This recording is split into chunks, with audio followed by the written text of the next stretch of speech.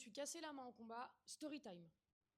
On a ouvert la boîte des story time, mauvais souvenir, mais je vous promets qu'on va faire des story time bons souvenirs aussi. Bon, je vous raconte, j'ai accepté de boxer en boxe taille en gants de MMA et j'ai fait un gros combat. Vraiment, j'étais vraiment fatiguée et donc du coup après ce combat-là, je décide de partir en vacances. Quand je suis en vacances, je vois qu'une de mes potes, une taille que j'ai déjà boxée en boxe taille, annonce son prochain combat en boxe anglaise. Et je suis trop contente pour elle parce qu'elle est super bonne en boxe taille, mais elle est aussi très forte en boxe anglaise.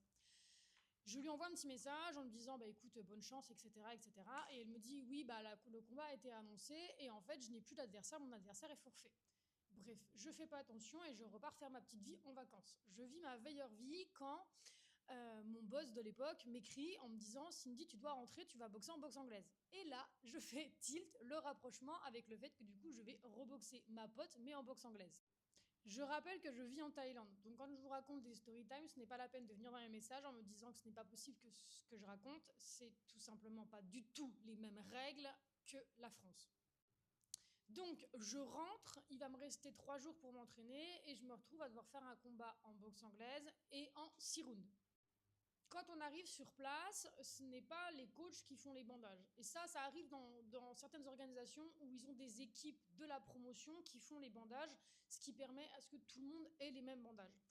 Quand on me fait les bandages sont bien faits, il n'y a rien à dire, mais je ne sais pas pourquoi mon cerveau fait une obsession sur ma main droite et je n'arrête pas de dire non mais ces bandages ils vont pas et tout. Et en fait mon gym me dit non, c'est juste que c'est pas des bandages de boxe taille, donc bah forcément t'as pas du tout l'habitude, mais c'est normal.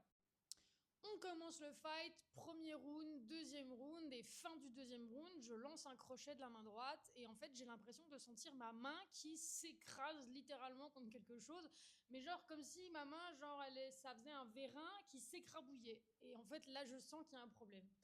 Mais bon, je suis dans le combat, on est en boxe anglaise, donc je n'ai que mes 2 points, donc je continue le combat, et vraiment plus les rounds avancent, plus j'ai mal.